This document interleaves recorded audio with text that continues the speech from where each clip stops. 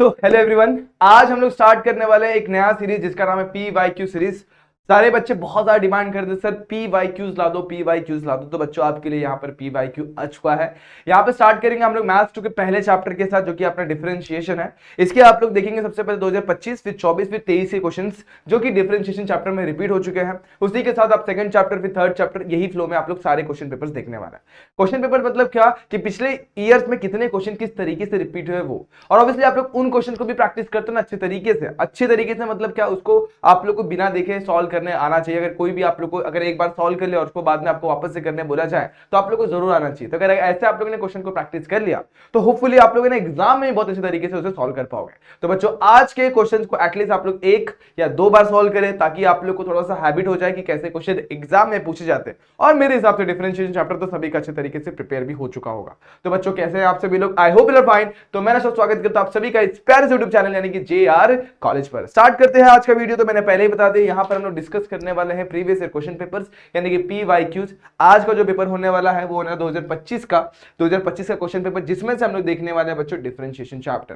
तो मेरे हिसाब से ये बात क्लियर है। अब मैं बात करता हूं क्वेश्चन की, तो क्वेश्चन आपके सामने मैं ला देता हूं। अब मैं एक चीज और बताना चाहता हूं, इस चैप्टर का वेटेज होता है 9 से 10 मार्क्स, मिनिमम 9 मार्क्स होता है और मैक्सिमम 10 मार्क्स तक जाता है। तो अगर आप लोग क्वेश्चन पेपर देंगे तो हमेशा एक एमसीक्यू में एक क्वेश्चन मिलेगा आप लोगों को। मोस्ट ऑफ द केसेस में 3 मार्क्स में क्वेश्चन मिलेगा और एक 4 मार्क्स में तो फिक्स ही आना क्वेश्चन होता है। तो 4 3 7 2 9 मार्क्स मिनिमम, और ज्यादा ज्यादा होगा 10 मार्क्स भी हो सकता है, 11 मार्क्स भी कभी कभी पहुंच जाता है। तो इस चैप्टर का वेटेज काफी अच्छा है। अच्छे तरीके से क्वेश्चन को सॉल्व कर लेते तो आप लोग के 10 मार्क्स जो है ना वो फिक्स हो जाता है। स्टार्ट करते हैं क्वेश्चन के साथ। तो आप लोग देख सकते हैं सबसे पहला जो एमसीक्यू पूछा गया था, और बहुत ही ज्यादा सिंपल एमसीक्यू था।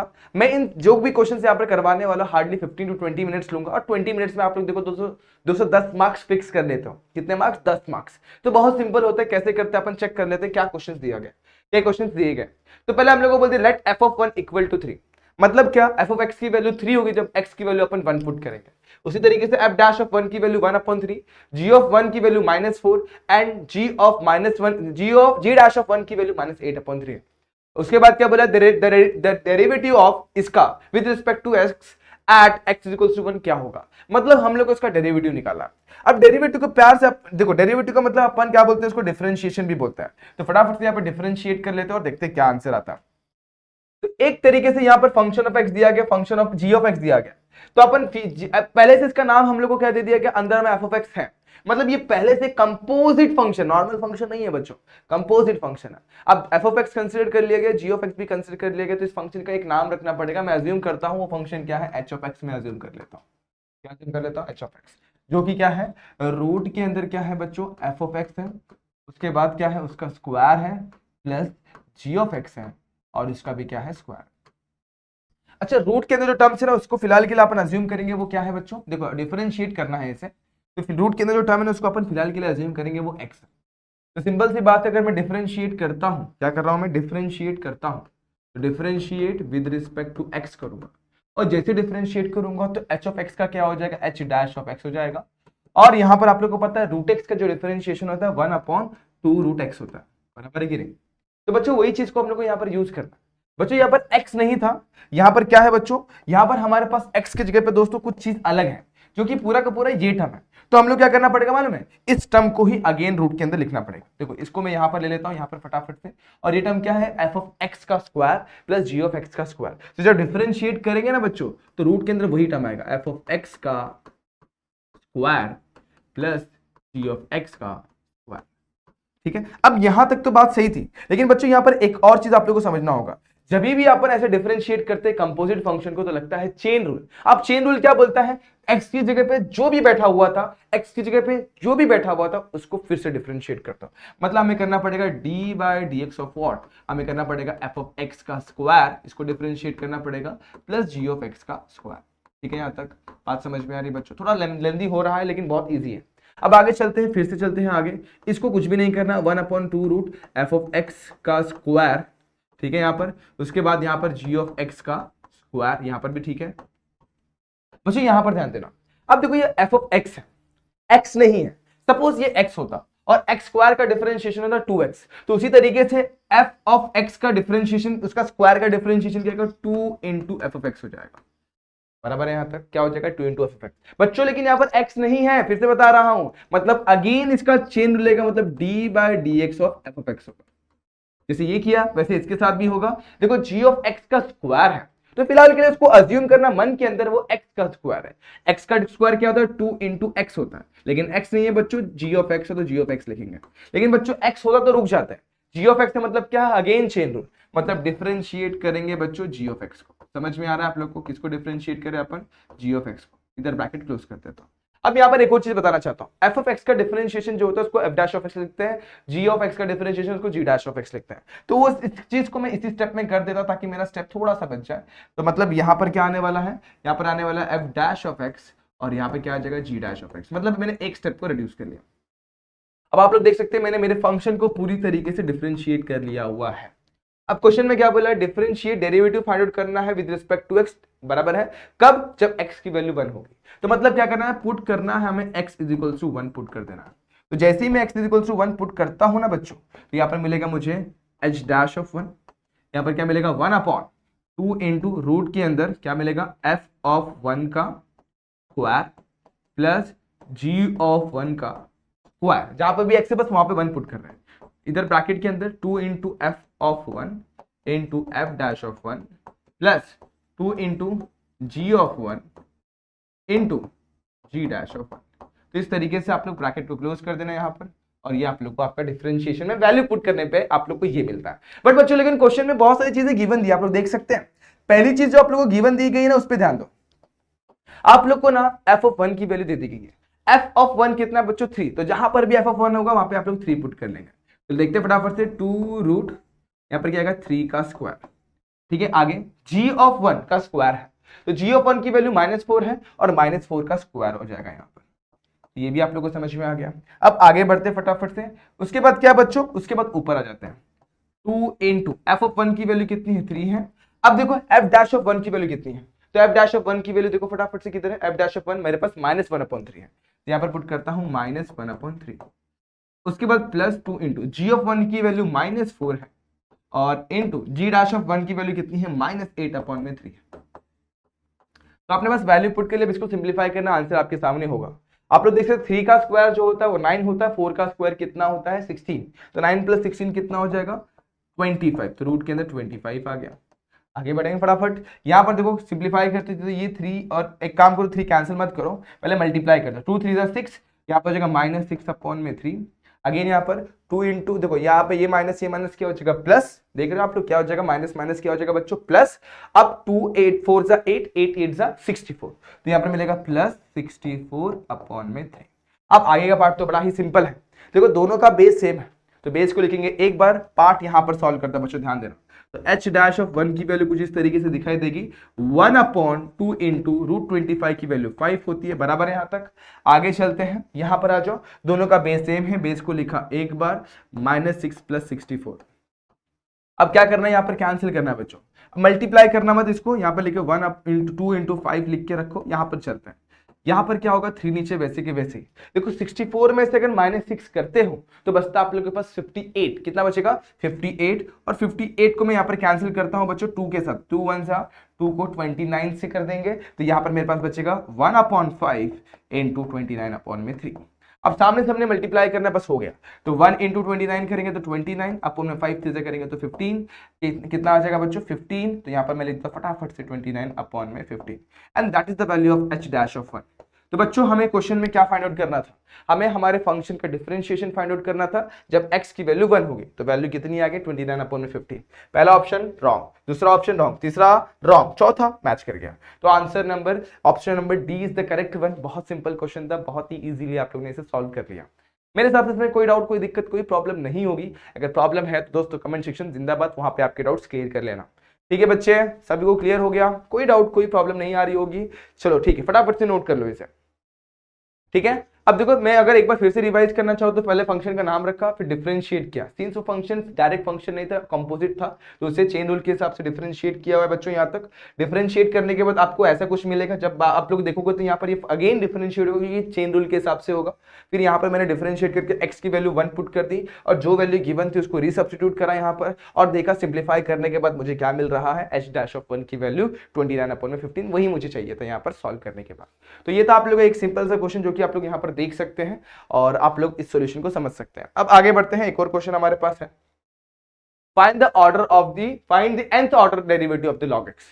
मतलब हमें हमारा फंक्शन ऑफ x दिया गया है, उसे डिफरेंशिएट करना और उसका nth ऑर्डर डेरिवेटिव निकालना। अब nth ऑर्डर मतलब क्या, जैसे कि मैंने एक बार डिफरेंशिएट किया तो कुछ वैल्यू मिलेगा, 2 बार डिफरेंशिएट किया तो एक और वैल्यू मिलेगा, 3 बार डिफरेंशिएट किया तो एक और वैल्यू मिलेगा। तो मतलब अगर डिफरेंशिएट करते करते आप लोग एक चेन रेडी करते हो तो आप लोग एक फ्लो समझ में आता है। तो अगर मैं उसको 100 टाइम डेरिवेट करूंगा तो क्या मिलेगा, मैं उसको 1000 टाइम डेरिवेट करूंगा तो क्या मिलेगा। तो एक जनरल फॉर्मूला हम लोग को डिराइव करके देना। तो सिंपल सी बात है, सबसे पहले इसका नाम रख दूंगा y = log x दिया गया, या फिर आप लोग f of x भी रख सकते हैं, लेकिन y रखना ज्यादा इजी होता है। अब क्या करूंगा, इसको पकड़ता हूं इक्वेशन नंबर 1। अब आगे बढ़ते हैं, अब मैं इसे डिफरेंशिएट कर देता हूं, differentiate with respect to x कर देता हूं। अब जैसे ही आप लोग x से डिफरेंशिएट करते हो ना बच्चों, तो यहां पर मुझे मिलेगा dy/dx, और आप लोग को पता है log x का डिफरेंशिएशन कितना होता है, 1/x। इसे पकड़ लेता हूं equation number 1, sorry equation number 2। Again मैं डिफरेंशिएट करूंगा विद रिस्पेक्ट टू x, तो देखना क्या मिलता है। अगेन मैं डिफरेंशिएट करता हूं with respect to x, differentiate with respect to x। थोड़ा फ्लो को समझो हाँ दोस्तों, क्या हो रहा है। जैसे डिफरेंशिएट करूंगा बच्चों तो यहाँ पर मिलेगा d2y/dx²। तो ये यहाँ तक एक बार डिफरेंशिएट करेंगे तो dy/dx, एक और बार डिफरेंशिएट करेंगे तो d2y/dx²। इसका डिफरेंशिएशन होता है -1/x²। 1/x का डिफरेंशिएशन आप लोग को पता होगा, -1/x² होता है। ठीक है, यहाँ पर एक और बार डिफरेंशिएट कर लेते हैं फटाफट से। तो differentiate with respect to x, तो आप लोग को अभी फ्लो धीरे धीरे समझ में आने लगेगा। देखो इसको डिफरेंशिएट करें तो मैं साइड में करके दिखाता हूँ। देखो यहाँ पर माइनस साइन को साइड में रखेंगे और 1/x² को मैं लिख लेता हूँ x⁻²। तो ये d2y/dx², इसे ऐसे भी लिखा जा सकता है। क्या किया मैंने, बस नीचे वाले पावर को ऊपर लेकर गया, और जब डिफरेंशिएट करोगे तो ये जगह d3y/dx³ होगा, और यहाँ पे फॉर्मूला लगेगा x⁻n का। अब x⁻n का फॉर्मूला क्या होता है, माइनस को वैसे ही रखो। क्या फॉर्मूला होता है, ध्यान देना, क्या फॉर्मूला होता है, n x⁻n-1। n की वैल्यू यहाँ पर -2 है, पावर में कितना आएगा, -2। और मतलब यहाँ पे मुझे क्या मिलेगा, माइनस। देखो अब मैं क्या करने जा रहा हूँ, इस माइनस को मल्टीप्लाई नहीं करूंगा, कुछ समझ के लूंगा इसको। तो यहाँ पर मुझे क्या मिलेगा, x⁻³ बोल सकता हूँ। जैसे आप लोग देख सकते हैं पावर में नेगेटिव कब आया था, जब अपने डिनोमीटर को ऊपर लिया था। वैसे डिनोमीटर अगर ऊपर न्यूमीटर नेगेटिव है तो नीचे लेके चले जाओ, पॉजिटिव हो जाएगा। तो आप लोग देख सकते हो, इसको मैं फिलहाल के लिए प्लस माइनस +2 कर लेता हूँ, और नीचे जाएगा तो क्या हो जाएगा, अपॉन में +x³ हो जाएगा। तो मतलब हमें समझ में आया d3y/dx³ की जो वैल्यू आ रही है ना बच्चों, क्या आ रही है, 2/x³ आ रही है। ठीक है यहाँ तक। अब एक और देखते हैं, अब देखो इसको डिफरेंशिएट करना, इसको अगेन डिफरेंशिएट करेंगे। अब देखो यहाँ पर हमारे पास वैल्यू क्या है बच्चों, हमारे पास है d3y/dx³ की वैल्यू। एक और बार डिफरेंशिएट करो तो थोड़ा फ्लो समझ में आ जाएगा। जैसे डिफरेंशिएट करोगे ना बच्चों, देखो यहाँ पर क्या है, 2 है। अब डिफरेंशिएट नहीं करो, पहले इसको अपन सिंपल वे में कन्वर्ट कर लेते हैं। अपॉन में x³ है, ऊपर जाएगा तो क्या हो जाएगा, x⁻3। सही यहाँ तक। अब डिफरेंशिएट करते हैं x⁻n के फॉर्मूले से, फॉर्मूला डिफरेंशिएशन पे क्या होता है, x⁻n। जब डिफरेंशिएट करोगे तो ये हो जाएगा, एक पावर बढ़ जाएगा d4y/dx⁻4। यहाँ पर क्या हो जाएगा, देखो ये कॉन्स्टेंट साइड में हो जाएगा, इसका डिफरेंशिएशन n x⁻n-1। n की वैल्यू यहाँ पर -3 है, सही है। तो यहाँ पर कितना मिल जाएगा, 2 इंटू, माइनस को मैं आगे रखता हूँ, यहाँ पर 3 मिलेगा इंटू x⁻4। अब मल्टीप्लाई मत करना, क्यों पता है, आप लोग को नेक्स्ट स्टेप में समझ में आएगा। 2 इंटू 3 अपॉन में क्या हो जाएगा, x⁻4। तो अगर मैंने इसको एक और बार डिफरेंशिएट किया ना बच्चों, तो क्या किया, एक और बार डिफरेंशिएट करता हूँ, यहाँ पे लिखता हूँ। तो एक और बार डिफरेंशिएट करूँ तो d4y differentiate with respect to x लिख लेता हूँ, और यहाँ पर लिख लेता हूँ d4y अपॉन में dx⁻4। उसकी वैल्यू कितनी है बच्चों, -2 इंटू 3 अपॉन में x⁻2। समझ में आया इतना। चलो अपन ने बहुत बार डिफरेंशिएट कर लिया, सबका नंबरिंग कर देते हैं। जैसे ये हुआ इक्वेशन नंबर 4, ये वाला हो गया इक्वेशन नंबर 5, इधर तक आप लोगों ने कर लिया। ठीक है, यहाँ तक, इधर तक आप लोगों ने अच्छे तरीके से कर लिया। अगर इतना कर लिया तो बस आगे कोई दिक्कत ही नहीं आएगी आप लोगों को, इतना समझ में आ गया। चलो अब जनरल फॉर्म बनाते हैं। देखो यहाँ पर थोड़ा थोड़ा एडजस्टमेंट करना पड़ेगा। यहाँ पर मैंने अभी तक एडजस्टमेंट नहीं किया, एडजस्टमेंट मैं अभी करके दिखाऊंगा, ध्यान देना। देखोगे तो आप लोग कितने बार डिफरेंशिएट किया अपन ने, 4 बार, और चारों बार में से आप लोग को एक फ्लो समझना है। तो इन जनरल में पहले लिखने की कोशिश करूँ, इन जनरल में से कैसे लिख सकते हो, क्योंकि nth ऑर्डर लिखना है, तो इन जनरल। अब मैंने देखो एक बार डिफरेंशिएट किया तो 1/x आया, 2 बार डिफरेंशिएट किया तो 1/x² आया, 3 बार डिफरेंशिएट किया तो 1/x³ है, 4 बार डिफरेंशिएट किया तो पावर में 4। मतलब मैं बोल सकता हूं, मैं अगर nth टाइम डिफरेंशिएट करूं dny अपॉन में dx/n, nth टाइम डिफरेंशिएट करूंगा तो नीचे जो x का जो पावर होगा वो n ही होगा। ये आप लोगों को समझ में आ गया। तो पहले अपन ने वेरिएबल के साथ डील किया हुआ, अब नंबर के साथ डील करते हैं। देखो यहां पर ध्यान देना, यहां पर एक बार डिफरेंशिएट किया तो 1 था, यहां पर भी 1 ही है। अब 2 बार डिफरेंशिएट किया तो भी 1 ही है, 3 बार डिफरेंशिएट किया तो 2 आ रहा है, 4 बार डिफरेंशिएट किया तो 2 के साथ 3 आ रहा है, 5 बार डिफरेंशिएट करेंगे तो 2 भी आएगा, 3 भी आएगा, 4 भी आएगा, 6 बार डिफरेंशिएट करेंगे तो 2 3 4 5 6 भी आएगा। तो यहां पर पहले नंबर समझ लेता हूं। तो यहां पर क्या आएगा, पहली बात तो यहां पर 1 है, वो आप लोग को पता होना चाहिए। तो पहले आएगा 1, फिर आएगा 2, फिर आएगा 3, फिर आएगा 4। अब कितने बार डिफरेंशिएट, देखो यहां पर ध्यान से समझना, देखो फिर से समझेंगे। 2 बार डिफरेंशिएट किया तो 1 आ रहा है, 3 बार डिफरेंशिएट किया तो 2 आ रहा है, 4 बार डिफरेंशिएट किया तो 3 आ रहा है, 5 बार डिफरेंशिएट करेंगे तो जो मैक्सिमम नंबर आएगा वो 4 आएगा। तो n बार डिफरेंशिएट किया, हमेशा देखो एक नंबर कम हो रहा है, तो n से एक नंबर कम आने वाला, मल्टीप्लाई में लास्ट जो नंबर होगा हमेशा n से एक कम होगा, यानी कि n-1 होगा। नहीं समझ में आया, मैं फिर से एक्सप्लेन करता हूं। देखो फिर से 2 बार डिफरेंशिएट किया तो नंबर यहां पर था 1, तो यहां पर 1 था, और 3 बार डिफरेंशिएट किया तो नंबर मैक्सिमम नंबर जो था 2 था, तो 1 तो यहां पर हो गई ना, कुछ भी कर लो यहां पे 1 नहीं, मतलब 1 तो मल्टीप्लाई में हो गई। अब यहां पे 3 बार डिफरेंशिएट किया तो ऑब्वियसली ये माइनस को जरा मैं साइड में कर देता हूं, इसको जरा साइड में कर देता। और आप लोग को पता है यहां पर एक बात सिंपल सी पता है, अगर 1 नहीं है तो 1 अपन डाल सकते हैं। तो यहां पर देखो 1 2 3 आ रहा है, मतलब मैक्सिमम नंबर 3, 4 में 3 आएगा, 5 बार डिफरेंशिएट करेंगे तो 1 आएगा, 2 आएगा, 3 आएगा, 4। कब, जब 5 बार डिफरेंशिएट करेंगे तो हमें ये समझ में आया, हमेशा एक नंबर कम हो रहा है, जितने बार डिफरेंशिएट करोगे उससे हमेशा एक बार कम हो रहा है। यहां पर अपन ने कितने बार डिफरेंशिएट किया, n बार, तो एक नंबर कम, यानी n-1 हमारा लास्ट नंबर होने वाला। ठीक है, यहां तक समझ में आ गया। तो ये था आप लोग का dny अपॉन में dx/n। लेकिन अभी भी बाकी है। अब आप लोग देख सकते हैं पहली वैल्यू जो हमारी प्लस थी, फिर माइनस, फिर प्लस, फिर माइनस। अब पांचवी वैल्यू जो होगी प्लस, छठवीं वैल्यू माइनस। तो ये कैसे डिसाइड होगा, प्लस आएगा कि माइनस आएगा? तो पहली बात यहाँ पे -1 लिख के रख लो। अब देखते हैं, अब देखते हैं क्या होने वाला है। जैसे एग्जांपल के तौर पे मैंने एक बार डिफरेंशिएट किया तो प्लस आ रहा है, मतलब सिंपल सी बात है, एक बार डिफरेंशिएशन में प्लस है। लेकिन 2 बार डिफरेंशिएट किया तो क्या हो जाएगा, यहाँ पर क्या आ रहा है, नेगेटिव नंबर आ रहा है। अब सिंपल सी बात मुझे ये बताना, मेरा -1 के पावर में कैसा नंबर होगा तो नेगेटिव मिलेगा? कैसा नंबर होगा? -1 के पावर में ऑड नंबर होगा तो नेगेटिव। एग्जांपल के तौर पर -1 के पावर में 1 लिख लो तो -1 होगा, -1 के पावर में 3 लिख लो तो कितना हो जाएगा, -1 होगा, -1 के पावर में 5 लिख लो तो कितना होगा, -1। ठीक है यहाँ तक? तो अब यहाँ पर समझना हमारा नेगेटिव कब आ रहा है। देखो जब हम लोग का यहाँ पर एक बार डिफरेंशिएट किया तो पॉजिटिव है, लेकिन जैसे ही 2 बार, मतलब हम लोग ने 2 बार डिफरेंशिएट किया तो नेगेटिव हो जा रहा है। बात समझ रहे हो? मतलब 2 बार डिफरेंशिएट करे तो नेगेटिव हो रहा है, मतलब पावर में ऑड नंबर नहीं है। जब 2 बार डिफरेंशिएट करे तो इवन नंबर है। उसी तरीके से यहाँ पर 3 बार डिफरेंशिएट किया तो पॉजिटिव, मतलब 3 बार ऑड नंबर से डिफरेंशिएट करे तो यहाँ पर पॉजिटिव आ रहा है। तो मतलब पावर को अपन n नहीं लिख सकते, एक बार डिफरेंशिएट करेंगे तो पॉजिटिव। देखो यहाँ पर समझना पड़ेगा, पावर को डायरेक्टली n नहीं लिख सकते, n लिखेंगे तो गड़बड़ हो जाएगा। इससे यहाँ पर 2 होता तो 2 का स्क्वायर कितना हो जाएगा, +1। तो ये हम लोग को पॉजिटिव मिलना चाहिए तो नेगेटिव हो गया। तो यहाँ पर n नहीं आएगा, यहाँ पर n-1 कर दो। एग्जाम्पल के तौर पे यहाँ पर मैं क्या पुट करता हूं बच्चों, मैं यहाँ पर 5 पुट करता हूं, तो 5 नहीं 4 पुट करता हूं, तो 4 - 1 कितना होता है, 3, और -1/3 देखो यहाँ पर नेगेटिव में आ रहा है, तो 4 में क्या आ रहा है, नेगेटिव। अगर मैं 2 पुट करता हूं तो 2 यहाँ पर पुट किया तो 2 - 1 कितना होता है, 1, और -1/1 कितना होता है बच्चों, -1। तो यहाँ पर भी 2 में भी नेगेटिव आ रहा है। अच्छा मैं 3 पुट करके देखता हूँ, तो 3 पुट करता हूँ, 3 - 1 कितना होता है बच्चों, 2, और -3 का पावर 3 - 1 कितना है, 2, और -1 का स्क्वायर कितना होता है, -1 का स्क्वायर हमेशा इवन का पावर होता है +1। तो आप लोग देख सकते हो यहाँ पर 3 में 2 आ रहा है, मतलब प्लस आ रहा है। तो ये फ्लो समझ में आ गया। अब इसको थोड़ा ये स्टैंडर्डाइज कर दिया अपन ने, बस इसको सॉल्व करके लिखना है। अब देखो मुझे बताओ, अगर मैं 1 × 2 × 3 लिख रहा हूँ तो इसे मैं 3 × 2 × 1 भी तो लिख सकता हूँ, बराबर है। और 3 × 2 × 1 जो होता है वो होता है 3 का फैक्टोरियल। अगर मैंने लिखा 4 × 3 × 2 × 1 लिखा तो इसे लिख सकता हूं मैं कितना लिख सकता हूं बच्चों, 4 का फैक्टोरियल। अगर मैंने ऐसा लिखा n × n-1 × n-2, कहां तक लेके जाना है, इंटू डॉट 3 × 2 × 1 लिखा तो इसे लिख सकता हूं n फैक्टोरियल।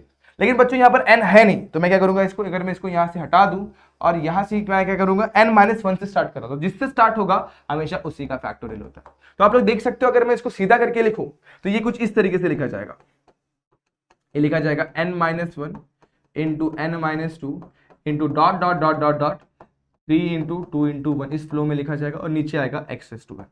समझ में आप लोगों को ये बात?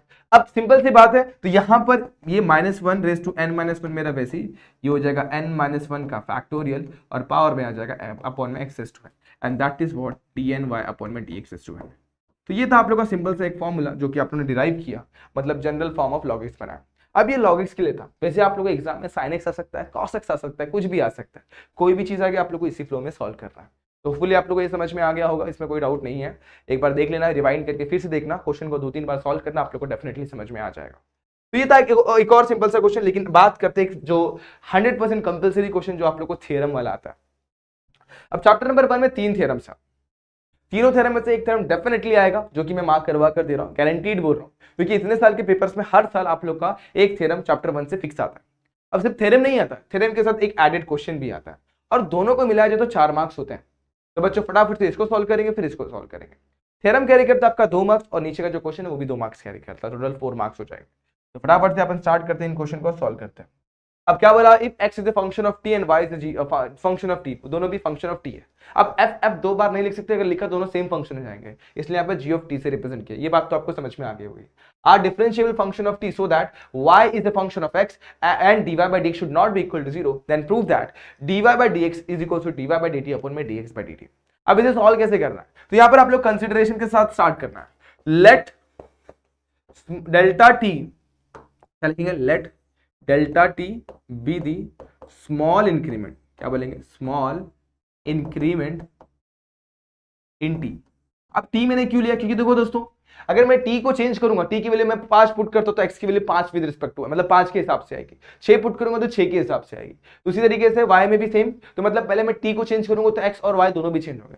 तो सिंपल सी बात है, डेल्टा टी क्या होगा, स्मॉल इंक्रीमेंट टी में होगा, तो उसी के हिसाब से then delta x and delta y be the respective change in क्या हो जाएगा, देखो डेल्टा टी किस में, टी में चेंज था, तो डेल्टा एक्स डेल्टा वाई किस में जगह, एक्स एंड वाई में रिस्पेक्टिव चेंज होगा। रिस्पेक्टिवली लिखना बहुत इंपॉर्टेंट हो जाता है, तो लिखो रिस्पेक्टिवली, इस तरीके से आपने इसको भी लिख लिया। अब आगे क्या, अब आपने जो लिखा उसको समझ के आगे बढ़ते हैं। अब देखो सिंपल है, एकदम ट्रिकी, कुछ याद करने से ही नहीं, इतना लिख लिया बस। अब क्वेश्चन में क्या दिया है उसको बस डेल के फॉर्म में लिख लो। हमें क्या दिया हुआ है, delta y d y by d x दिया हुआ है, उसे delta y by delta x लिख लो, और यहाँ पर delta y by delta t लिख लो, ठीक है यहाँ तक। और नीचे आ जाओ, यहाँ पर क्या हो जाएगा, delta x by delta T हो जाएगा। अब यहाँ पे कंडीशन होगा, यहाँ पर ना delta x by delta t की वैल्यू 0 नहीं होनी चाहिए, क्योंकि डिनोमिनेटर में 0 हो जाएगा तो इन्फिनिटी हो जाएगा। तो यहाँ पर आप लोग मेंशन करते हो, क्या मेंशन करेंगे, delta x by delta t should not be equal to 0। हो गया यहाँ तक। अब अगला स्टेप बहुत इजी है, आप लोग क्या करना है, दोनों साइड लिमिट अप्लाई करना है। अब सिंस यहाँ पे डेल्टा टी है, तो अप्लाई करेंगे लिमिट, अप्लाइंग, क्या अप्लाई करेंगे, limit delta t tends to 0 both side. ये अप्लाई करना बहुत ईजी है, कर दिया तो यहाँ पे limit delta t tends to 0 delta y by delta x. Same to same यहाँ पर भी, ऊपर में अभी देखो लिमिट जो होता है सबको बटता बराबर, वो किसी में भेदभाव नहीं करता, मल्टीप्लाई हो प्लस हो माइनस सबके पास पहुंच जाता है। तो ऊपर जाएगा limit delta t tends to 0 delta y by delta t. इसी तरीके से लिमिट क्या हो जाएगा, डेल्टा एक्स अपॉन में डेल्टा, क्या आ जाएगा यहाँ पर, delta t tends to 0 delta x upon में डेल्टा टी। यहां तक समझ में आ गया बच्चों। यहाँ पर नीचे टी है तो डेल्टा टी चल जाएगा, यहाँ पर भी टी है तो डेल्टा टी चल जाएगा। लेकिन ध्यान से देखो यहाँ पर क्या है, डेल्टा एक्स है, तो आप लोग को पता है अगर t टेंस टू 0 होगा तो x भी तो रिस्पेक्ट टू चेंज इन है x, मतलब अगर t चेंज होगा तो ऑब्वियसली x भी चेंज होगा। तो as delta t tends to 0 तो डेल्टा x भी क्या हो जाएगा, टेंस टू 0 हो जाएगा। तो यहाँ पर मेंशन करना पड़ेगा as delta t tends to 0 delta x tends to 0, और हम लोग इस लिमिट को चेंज कर देंगे डेल्टा x टेंस टू 0 के साथ। तो देयरफॉर क्या लिखूंगा, therefore limit delta x tends to 0 delta y upon में delta x is equals to what, same limit delta t tends to 0 delta y by delta t। नीचे कुछ भी नहीं होगा, यहाँ पर भी राइट हैंड साइड में अपने कुछ चेंज ही नहीं किया, तो इसको एज इट इज लिख दो, डेल्टा x अपॉन में डेल्टा टी। ये समझ में आ गया? अब इसे पकड़ लो इक्वेशन नंबर 1। ठीक है, अब नाउ अपन यहां पर इस चीज को पुट करेंगे। क्या पुट करेंगे? देखो, limit delta t tends to 0 delta y by delta t की जो वैल्यू होती है d y by d t होती है। उसी तरीके से limit delta t tends to 0 delta x by delta t की वैल्यू होती है d x by d t. तो बस वही चीज को अपने को यहां पर पुट करना है। तो यहां पर मैं पुट करता हूं limit delta t tends to 0 delta y by delta t की जो वैल्यू होती है वो क्या होती है? D y by d t. उसी तरीके से limit delta t tends to 0 delta y upon में डेल्टा एक्स अपॉन में डेल्टा टी की जो वैल्यू होती है वो d x by d t होती है। तो ये अपन पुट करने वाला है किसमें? इन इक्वेशन में। और जैसे ही आप लोग पुट करोगे ना तो कुछ ऐसा दिखाई देगा, limit delta x tends to 0, यहाँ पर डेल्टा वाई अपॉन में डेल्टा एक्स, यहाँ पर क्या आ जाएगा? D y by d t, और यहाँ पे आ जाएगा d x by d t. समझ में आ गया? इतना यहां तक क्लियर है? बस एक स्टेप और आप लोग देख सकते हैं। इतना अगर आप लोगों को क्लियर हो चुका है ना बच्चों, तो इसके बाद का भी स्टेप आप लोगों को समझ में आ जाएगा। अब किसी भी इक्वेशन, देखो एक नया इक्वेशन बन गया, इक्वल टू आ गया, मतलब इक्वेशन आ गया। किसी भी इक्वेशन में अगर आरएचएस एग्जिस्ट करता है और उसकी फाइनाइट वैल्यू है तो उसका ऑब्वियसली एलएचएस भी एग्जिस्ट करेगा। तो सेम स्टेटमेंट को आप लोगों को लिखना है, सिंस इज डाल दो इक्वेशन नंबर 2, तो since RHS of above equation exist and have finite value, क्या आएगा? finite value। therefore क्या बोलेंगे? therefore LHS also exist and will have finite value। इसका मतलब क्या हो जाएगा? इसका मतलब हो जाएगा limit delta x tends to 0 delta y upon में डेल्टा एक्स की जो वैल्यू होगी वो d y by d x हो जाएगा। तो बस इस चीज को अपन पुट करेंगे इक्वेशन नंबर 2 में। देयरफॉर क्या हो जाएगा? D y by d x is equals to what? D y by d t upon में d x by d t हो जाएगा। और यहाँ पे आप लोग इसे बॉक्स बना देंगे, हेंस प्रूव्ड। बस यहाँ पे कंडीशन लिखना पड़ेगा, d x by d t should not be equal to 0। बस हो गया, हेंस प्रूव्ड। तो जो आप लोगों को क्वेश्चन में कहा गया था वो आप लोगों ने बहुत ही सही तरीके से यहाँ पर प्रूव कर दिया। समझ में आया? लेकिन बच्चों यहाँ तक ही क्वेश्चन कंप्लीट होते हैं, यहाँ तक करके अपन भूल जाते हैं कि आगे भी कुछ क्वेश्चन दिया गया। Hence find the derivative of the 7x with respect to x7। तो नेक्स्ट स्लाइड पे चलता हूं, यहाँ पर नहीं, नेक्स्ट स्लाइड पर क्या करना है? डिफरेंशिएट करना है 7x को विद रिस्पेक्ट टू x7। तो बड़ा कंफ्यूजन होता है, क्या करना होता है? बच्चे बड़े कंफ्यूज जाते हैं। तो मैं आप लोगों को बता देता हूँ। यहाँ पे फिलहाल के लिए y अज्यूम करो, यहाँ पे x अज्यूम करो।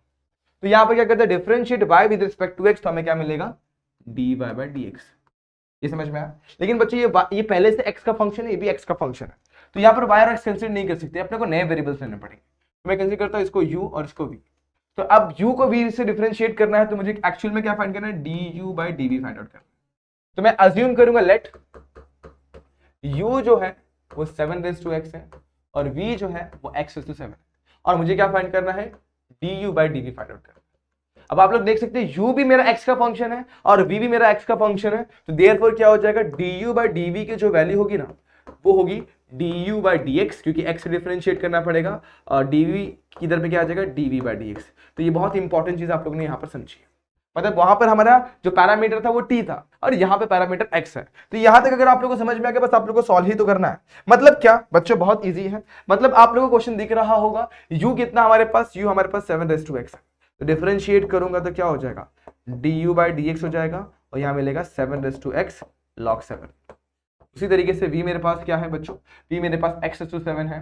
Differentiate with respect to x करूंगा तो मुझे मिलेगा dv बाई dx, इसका वैल्यू हो जाएगा 7x6। बस इन दोनों वैल्यू को मुझे पुट करना है। तो du बाई dv की जो वैल्यू होगी वो 7x log 7 अपॉन में क्या हो जाएगा? 7x6। यहाँ तक ही छोड़ दोगे तो भी चलेगा। अगर आप लोग की आगे इच्छा सॉल्व करने की तो कर लो, नहीं तो यहाँ तक ही छोड़ो और ये आप लोग का फाइनल आंसर होगा। इस तरीके से आप लोगों ने ये आंसर निकाला और बहुत इजीली आप लोगों को क्वेश्चन समझ में आया होगा। तो फटाफट से इसे भी नोट कर लेना। और अगर आप लोग को समझ में नहीं आया होगा तो बच्चों एक बार रिवाइंड करके वीडियो को जरूर देखना। बहुत ज़्यादा सिंपल क्वेश्चन थे, मैंने बहुत सारे क्वेश्चन आप लोग को समझाने की कोशिश करी फॉर योर बोर्ड्स। ये बोर्ड के इंपॉर्टेंट क्वेश्चन है, तो इन्हें PYQ सीरीज में जरूर देखिएगा। ये पहला था, इसके अलावा आप लोग को बहुत सारे वीडियोस मिलने वाले हैं। इसी सीरीज में आप लोग बने रहेंगे तो आप लोग को बहुत सारे क्वेश्चंस आपको यहाँ पर देखने मिलेंगे। तो बच्चों आज के लिए बस इतना ही। 3 क्वेश्चंस 10 मार्क्स मतलब लगभग यहाँ पर 9 मार्क्स हुए, लेकिन 10 मार्क्स का वेटेज रखता है चैप्टर। तो होपफुली आप लोग को ये चैप्टर समझ में आ गया होगा। कोई दिक्कत, कोई डाउट, कोई भी प्रॉब्लम तो कमेंट सेक्शन में आप लोग के डाउट्स पूछिएगा। फिर मिलेंगे नेक्स्ट वीडियो में जहाँ पे हम लोग बात करेंगे कुछ और नए क्वेश्चन की। तब तक के लिए stay tuned, goodbye and take care.